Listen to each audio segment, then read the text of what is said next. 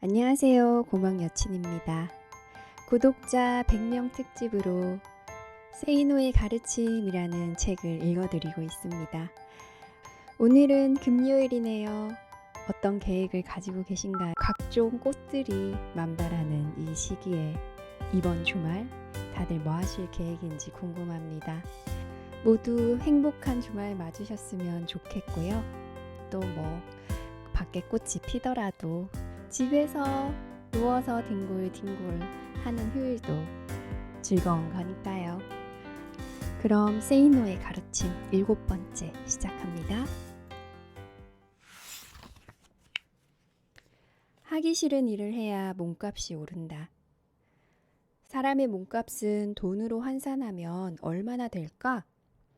일반적인 성인의 육체에 있는 지방분으로는 비누 7개를 세조할 수 있다고 한다. 인으로 성냥개비 머리 2200개와 마그네슘으로 설사약 한 봉지를 만든다. 인체에 포함된 철로 못 1개와 탄소로 2000자루의 연필심을 만들 수 있다. 이것을 돈으로 환산하면 5만원 정도 된다. 인체의 수분을 제거하고 화학약품을 만들면 수십억 원 상당의 약품을 만들 수 있다고 하지만 만드는 비용 역시 만만치 않게 소요되어 현실성은 없다. 국제아동구호기금 유니세프에 따르면 아프리카 국가에서 농장으로 팔려나가는 어린이들의 몸값은 한 명당 15달러에 불과하다. 인체의 장기 매매는 금지되어 있으나 뉴욕타임스의 보도에 의하면 미국에서 살아있는 사람의 신장은 최대 15만 불 정도에 밀매된다. 미국 CNN 방송은 인도와 필리핀에서 2,000달러 정도면 신장 1개를 살 수 있다고 보도한 바 있다. 우리나라에서의 신장 밀매 가격은 수천만 원으로 알려져 있다. 중국 사형수들의 신장은 2만 달러, 각막은 5,000달러, 간은 4만 달러에 밀매가 이루어졌다. 미 LA 타임스에 의하면 예일, 하버드, 프린스턴대 등 아이비리그 여학생의 난자는 최대 10만 불을 호가한다. 이러한 가격을 기준으로 하여 보면 성인의 육체는 장기 밀매 시장에서 억대 이상의 가치가 있다. 그러나 우리가 사고를 당하였을 때 나오는 보상금은 사람마다 다르다. 지난 95년 초 미국 플로리다주 템파시 한 병원에서는 당뇨병으로 오른쪽 다리를 절단해야 했던 환자를 의사의 실수로 멀쩡한 왼쪽 다리를 절단한 일이 있었다. 결국 이 환자는 두 다리를 모두 잃었고 피해 보상으로 약 26억 원을 받았다. 한편 독일 시사주간지 슈피겔은 의료사고 때 법원이 지급 판정한 보상금을 토대로 인체 각 부위에 값을 매겼는데 뇌 손상이 15억 원, 시력 상실 2억 5천만 원, 폐기능 저하에 1억 2천여만 원이었다. 1997년 대한항공 괌 추락사고 희생자 유가족들은 대한항공으로부터 평균 2억 5천만 원의 보상금을 받았으나 미국 정부를 상대로 미 연방법원에 소송을 냈던 피해자 14명은 1인당 평균 230만 달러를 받아냈으며 2001년 국내 법원에서는 조종사의 무모한 조종이 인정되어 7억여 원의 배상금을 지급하라는 판결을 내린 바 있다. 항공사에 과실이 없는 경우에는 국제조약에 의거 보상금은 1억 5천만 원 선이다. 당신이 사고를 당하였을 때 당신의 몸값이 얼마로 계산되는지를 생각하여 보자는 것은 아니다. 인간은 평등하다지만 인권이 평등하다는 뜻이지 세상에서의 몸값이 평등한 것은 아니라는 사실을 말하기 위함이다. 몸값이라는 말은 본래 연예인, 광고 모델, 스포츠 선수, 인질 등에만 사용되었으나 실은 모든 사람에게 적용된다. 왜냐하면 우리의 몸값은 인간 시장의 논리에 의하여 결정되기 때문이다.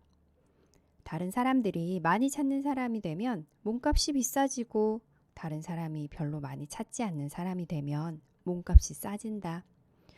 노예시장이나 마찬가지인 상황이지만 이 사실을 외면하지 말고 그대로 직시하라. 자, 이제 당신의 몸값을 계산하여 보자. 당신이 자영업자이건 봉급생활자이건 간에 내년도 당신의 수입은 금년보다 올라갈 것으로 생각하는가? 먼저 당신이 작년에 했던 일과 금년에 해온 일에 어떠한 변화가 있었는지 생각해보라. 그리고 내년에는 어떻게 될는지도 생각하여 보라. 만일 당신이 하는 일에 양적인 변화도 없고 질적인 변화도 없으며 당신이 갖고 있는 지식의 양에 있어서도 아무런 변화가 없다면 당신은 무슨 근거로 내년에 수입이 늘어나야 한다고 생각하는가? 자녀 교육비가 올라서? 그건 당신 개인 사정이다. 그것은 마치 당신 자녀가 큰 수술을 받았으니 수입이 더 늘어나야 한다는 것과 하등 다를 바가 없다. 물가가 올라가서? 물가가 오른 것과 당신의 수입이 도대체 무슨 관계가 있는가?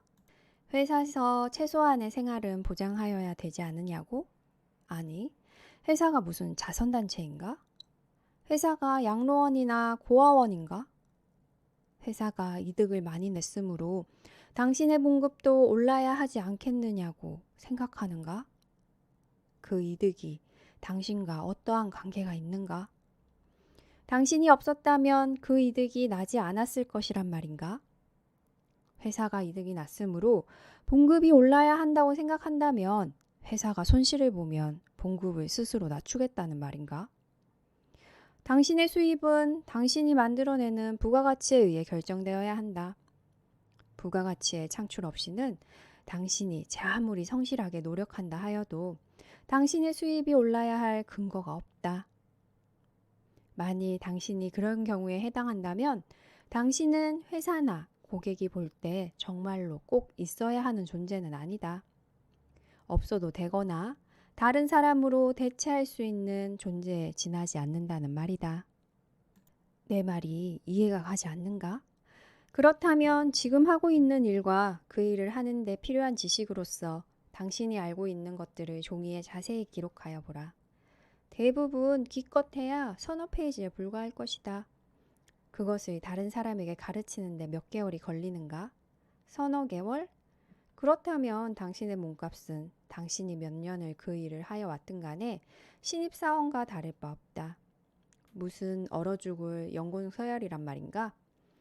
이 세상은 가만히 있어도 시간만 지나면 저절로 2등병이 1등병이 되고 봉급도 더 많이 주는 그런 세상이 아니다. 1996년 일본의 통신 판매회사 미쓰미는 연공 서열이 아닌 능력에 따른 연봉 산정 기준을 공개한 바 있다. 그 기준에 의하면 연봉 300만 엔을 받는 사원은 담당 업무의 처리 방법을 알고 상급자의 구체적인 지시를 확실히 수행할 수 있을 정도의 초급 사원이다.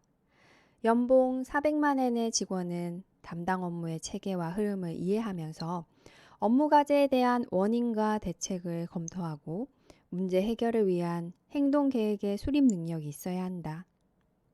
연봉 500만 엔의 직원은 업무의 독자적 추진이 가능하며 교섭 조정 등 타부서와의 연계 업무도 해낼 수 있고 사업계획의 작성도 일부 담당한다.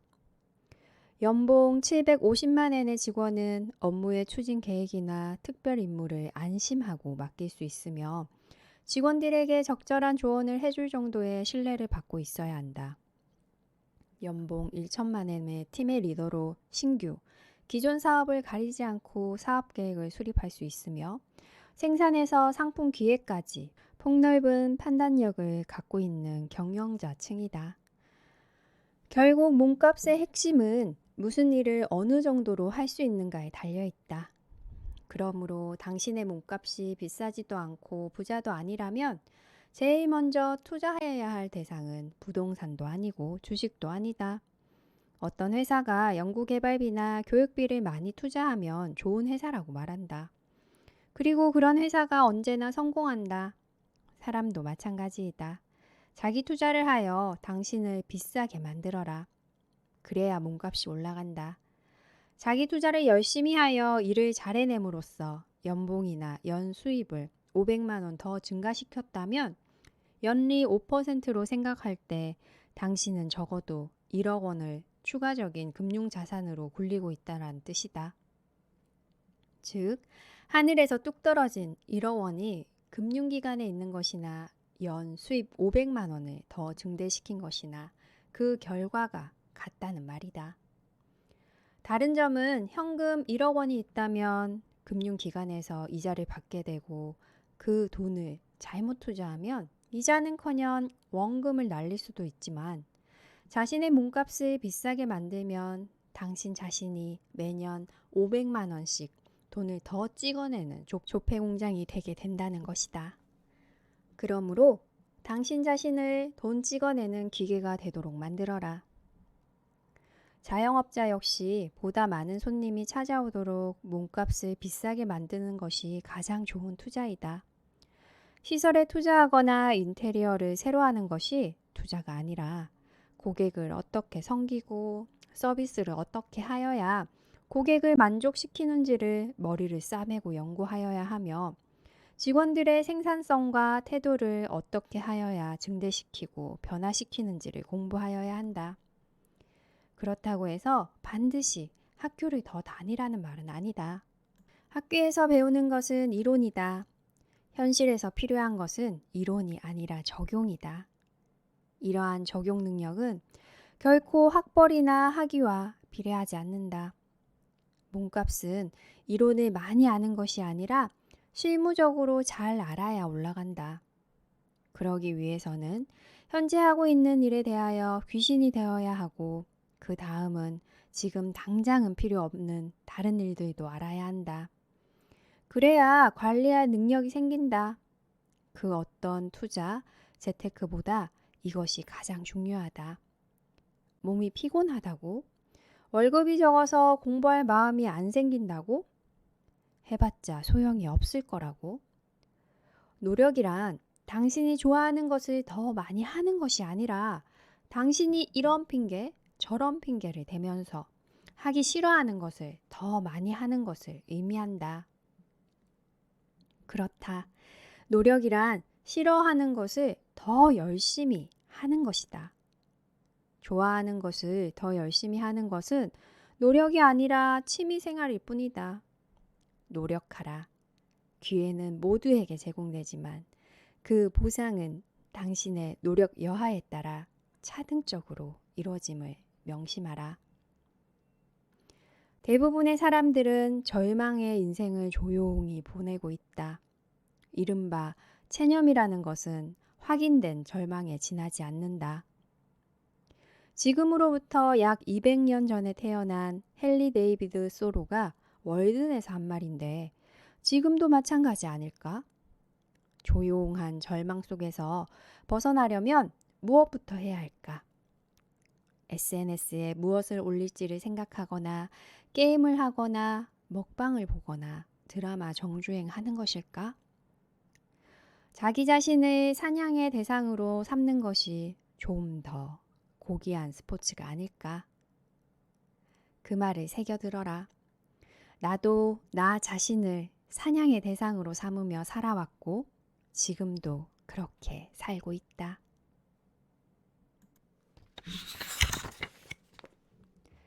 장사를 할 때의 자세. 장사는 무엇이고 사업은 무엇일까? 나 나름대로 그 차이를 정의한다면 다음과 같다. 장사는 그것이 행하여지는 지리적 장소를 중심으로 하여 근거리 원내의 사람들을 주요 대상으로 하는 것이며 사업은 그것이 행하여지는 지리적 장소가 주는 한계를 뛰어넘어 원거리에 있는 사람들을 대상으로 하는 것이다. 예를 들어 당신이 설렁탕집을 개업하였다고 치자. 당연히 주된 손님은 인근 주민과 그 식당 앞을 지나가는 사람들일 것이다. 즉 고객의 활동 반경이 당신과 물리적으로 동심원을 이루고 있다. 그런데 당신이 설렁탕집을 잘 운영한 덕에 소문이 나서 설렁탕 육수를 전국적으로 판매하기 시작하였다고 치자. 이 경우 고객들의 활동 반경은 이미 당신과 지리적으로 큰 차이를 보이게 될 것이고 이게 바로 사업이다. 63 빌딩에 있는 수많은 회사들을 생각하여 보자. 63 빌딩 지하에는 수많은 상점들이 있는데 그들은 모두 장사를 하는 것이다. 그곳에 있는 옷가게들도 장사이고 식당들도 장사이고 고층부에 있는 고급 식당들도 모두 장사를 하는 것이다. 그러나 그 빌딩의 사무실층에 있는 회사들은 어떨까? 그들은 사업을 하는 것이다. 그렇다면 의사나 변호사, 약사, 법무사, 관세사 등과 같은 전문 직업인들의 업종은 장사일까, 사업일까? 그들의 활동 반경을 생각한다면 장사라고 보아야 한다. 대부분의 자영업자들은 장사를 하는 것이라고 생각하면 된다. 그러나 외국의 유명 병원들처럼 여러 곳에 분원을 설립하고 경영한다면 그것은 사업으로 볼 수 있을 것이다. 장사는 그것이 행하여지는 지리적 장소가 곧 고객과 만나고 고객의 욕구를 충족시키는 영업장소가 된다. 때문에 위치가 중요하다. 음식점이나 옷가게를 할 때 사람들의 통행이 많은 곳에 자리를 잡으라고 말하는 이유는 그것이 장사이기 때문이다. 손님이 먼 곳에서 찾아올 정도로 유명해졌다면 어떨까? 고객과 만나는 장소에는 변화가 없기 때문에 여전히 장사에 속한다.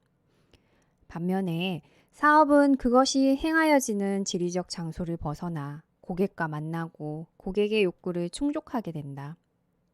예를 들어 어떤 특별한 소프트웨어를 개발해내고 상품화하는 데 있어 그 작업 장소가 허름한 지하 창고여도 되는 이유는 그것이 사업이기 때문이다. 인터넷 쇼핑몰 역시 지리적 장소를 벗어나므로 사업에 속한다. 사업이나 장사를 구분할 때 그 법적 구성 형태, 이를테면 주식회사인가 아니면 개인 사업자인가 따위는 큰 의미가 없다는 것도 알아두어라. 장사와 사업을 내가 어떻게 구분하는지는 이 정도로 그치고 이제 장사를 할 때의 자세가 무엇인지 알아보자. 장사의 목적은 돈을 버는 것이다. 여기서 재미난 사실은 돈만 노리면 돈을 절대 벌지 못한다는 점이다. 이것을 수많은 자수성가형 부자들은 돈을 벌려고 하면 돈을 못 번다는 말로 표현한다. 보통 사람들은 이 말의 의미를 잘 모른다. 경험한 바가 전혀 없기 때문이다. 하지만 그 말은 정말 전 세계 어느 나라에서나 통하는 진리이다. 돈을 벌고자 하는데 돈을 벌려고 하면 돈을 못 번다? 아니, 세이노가 도대체 무슨 말을 하는 것인가? 이런 생각이 든다면 이제부터 내 말을 똑똑히 새겨들어라. 당신이 아주 작은 식당 하나를 개업했다고 가정하자. 당신은 돈을 벌어야 하므로 4,000원짜리 된장찌개에 들어갈 재료들의 원가를 생각할 것이고 한 그릇을 팔았을 때 남게 될 이득을 계산하고자 할 것이다. 그리고 찌개 몇 그릇을 팔아야 월 수입이 얼마가 될 것인가를 생각하게 될 것이다. 새겨들어라. 이득 이퀄 판매가 마이너스 원가라는 공식을 믿는 당신의 그 식당은 장담하건대 틀림없이 망할 것이다. 당신이 우선 생각해야 할 것은 맛이다. 고객이 찾는 것은 맛있는 된장찌개이기 때문이다. 그 맛을 창출하려면 당신은 엄청난 노력을 해야 한다. 그런데도 당신은 된장을 직접 만들 생각은 하지 않고 깡통에 담긴 공장 제품을 사다 쓰려고 하고 새벽에 시장에 가서 직접 신선한 야채를 구하는 대신 피곤하다는 핑계로 납품업자에게 받아다 쓸 것이다. 그러고는 원가를 생각할 것이다. 거기서 무슨 차별화가 생긴단 말이며 무슨 맛이 생겨난다는 말인가. 신당동 떡볶이 골목이 유명하다고 해서 아내와 함께 일부러 가본 적이 있었다. 내가 업소를 잘못 찾아갔는지 모르겠지만 유명 연예인들이 왔다 가면서 남겨놓은 낙서들이 한쪽 벽을 장식하고 있었지만 나는 고추장 맛부터 전혀 마음에 들지 않았다. 화장실을 가면서 주방 쪽을 살펴보니 그 고추장은 공장 제품이었다. 나는 그 이후 그 동네를 가지 않는다. 안 되는 식당일수록 밥맛도 형편없는데 원가 절감 차원에서 싸구려 쌀을 사용하기 때문이다. 이러니 고객들이 올 리가 없고 장사가 안 되지만 메뉴에 문제가 있는 줄로 알고 메뉴만 늘리면서 더더욱 형편없는 음식을 제공하게 된다. 그러면서 빚에 쫓기게 되고 경기가 워낙 안 좋아 장사가 안 된다고 말한다. 한심한 사람들. 당신 입맛에는 맛이 그럴듯한데도 안 팔린다고? 부자들이 보기에도 맛이 있을까? 명동 칼국수로 유명한 명동 교자에 가보라. 칼국수 하나를 만들어도 일단은 배부른 부자들이 먹어도 맛이 있다는 말이 나오도록 하여야 한다. 배고픈 사람이 먹었을 때만 맛있는 음식으로는 결코 성공할 수 없다. 명동 교자에서는 독특한 칼국수 맛을 보존하고자 명동에 있는 두 곳을 제외하고는 지점 설치도 하지 않는다고 한다. 내가 아는 사람의 이야기다. 현재 나이가 50대인 그는 20대 말에 아버지가 갑작스레 사망하면서 연간 매출 수백억 원대의 건실한 회사를 졸지에 물려받았다. 몇 년 후 그는 사업 영역을 부동산 개발처럼 좀 더 쉽게 돈을 벌 수 있는 것 같이 보이는 분야로 확장하면서도 다른 한편으로는 룸사롱에서 젊은 여자들만 찾아다가 급기야 30대 중반에 회사는 부도가 났고 결국 쫄딱 망하게 된다. 곧이어 아내로부터는 이혼을 당하였고 자식들도 여자관계가 복잡하였던 아버지를 전혀 좋아하지 않았기에 원룸에서 혼자 사는 처지가 되었다. 하지만 그는 왕년의 생활을 잊지 못하고 여전히 넥타이를 메고 여러 친구들의 사무실 한 귀퉁이를 전전하면서 빌부터 지내기를 근 10년간이나 하였다. 그러다가 마음을 겨우 고쳐먹고 몇 년 전 아주 작은 삼겹살 음식점을 월세로 개업하였고 개업 6개월 정도 후 내가 방문하여 보니 인테리어고 뭐고 없었지만 손님이 미어 터졌다. 그 북새통 틈에서 나도 겨우 식사를 했는데 모든 음식의 맛이 아주 좋았다. 손님들이 오면 그가 주문을 직접 받았고 아르바이트 학생들과 함께 빈 그릇을 치웠으며 행주를 직접 들고 드럼통으로 만든 식탁을 치웠다. 손님들이 어느 정도 자리를 떴을 경우 그와 이야기를 나눌 수 있었다. 아내도 없고 자식들도 없으니 음식점에서 자면서 새벽에 봉고차를 끌고 시장에 나가 재료를 사오고 음식도 직접 준비해 놓는 것이 그의 아침 일과였다.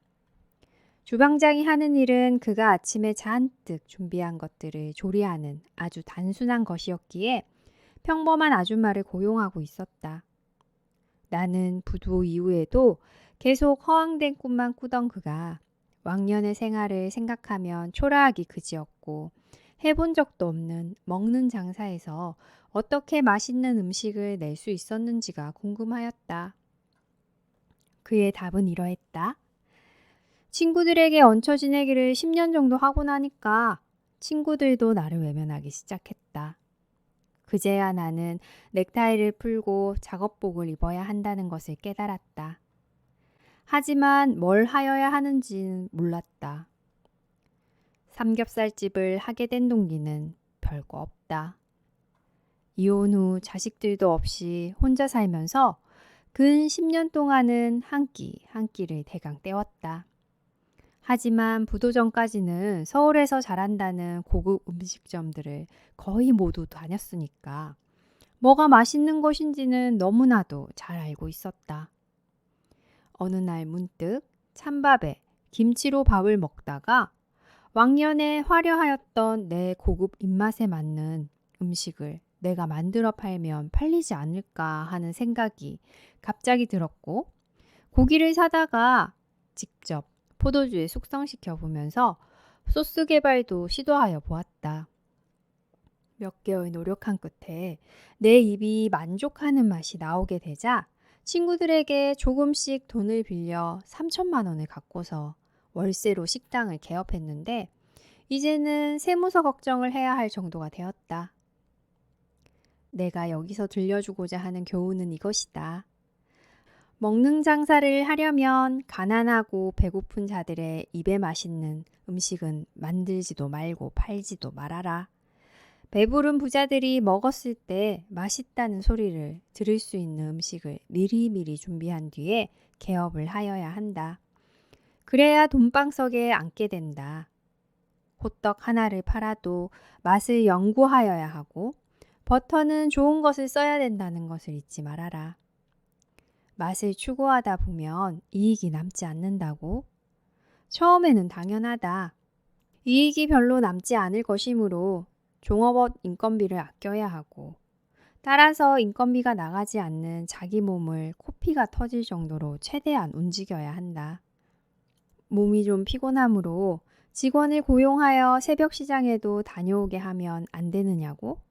아니, 없는 살림에 시작한 장사일 것이므로 가진 돈에는 한계가 있을 것이고 어느 식당이 맛있다고 소문이 나려면 시간이 상당히 필요한데 무슨 돈이 그리 많다고 월급까지 줘가면서 사람을 부리겠다는 말이냐.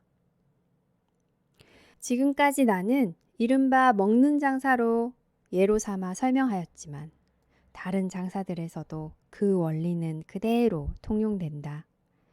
무슨 장사를 하건 간에 우선은 월급을 많이 안 줘도 되는 당신 자신의 몸을 24시간 굴리는 것이 가장 바람직하다.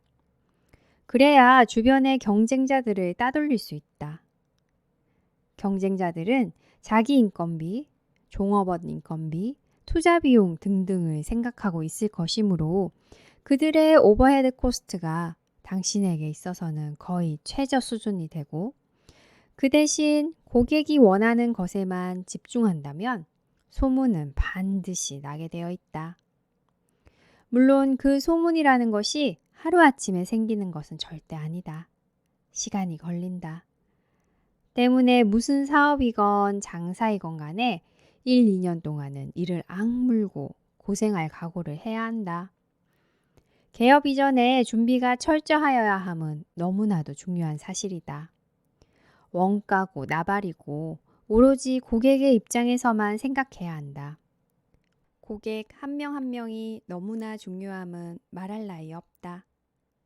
개업 초기에 오는 손님들에게서 외면을 받는다면 조만간 당신은 쪽박을 차게 된다. 단 한 명의 고객도 소홀히 대하지 말라. 그렇게 하다 보면 고객들이 신뢰를 하게 된다. 그리고 이어서 손님이 줄을 선다. 그때부터가 돈이 들어오는 시기이다. 왜냐하면 규모의 경제가 이루어지기 때문이다. 재료 구입량도 많아지고 원가도 전략된다. 함흥냉면으로 유명했던 종로 5가 시계골목에 나는 더 이상 가지 않는다. 주인이 바뀌면서 맛이 완전히 달라진 게 그 이유다. 대부분의 그렇고 그런 식당에서 주인들은 저녁 시간에 가게 안에 앉아 TV 연속극을 보고 있다.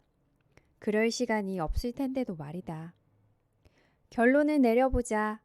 어느 장사이건 사업이건 사전 준비를 철저히 하여야 하며 초기에는 당신이 북도 치고 장구도 치고 노래도 하고 춤도 출 생각을 가져야만 성공한다. 때문에 좀 더 자유로운 시간을 갖고자 장사나 사업을 하고 싶다고 혹시라도 생각한다면 지금이라도 장사니 사업이니 하는 것들은 까맣게 잊어버려라. 자유시간, 휴식시간, 그럴 시간이 없이 해야 하는 것이 장사고 사업이니까 말이다. 아울러 고객이 왜 당신에게 돈을 지불하는지를 정확히 알아라. 고객이 원하는 것이 무엇인지만 생각하고 그것을 어떻게 하여야 충족할 수 있는지만을 연구하여라. 처음에는 힘들고 불안할 것이다. 하지만 내 말을 믿어라. 내가 알려준 대로만 하면 늦어도 3년째부터는 돈이 쌓일 것이다. 절대로 이득 이퀄 판매가 마이너스 원가가 아님을 명심해라. 이득은 고객의 신뢰도 곱하기 고객 수임을 결코 잊지 말아라.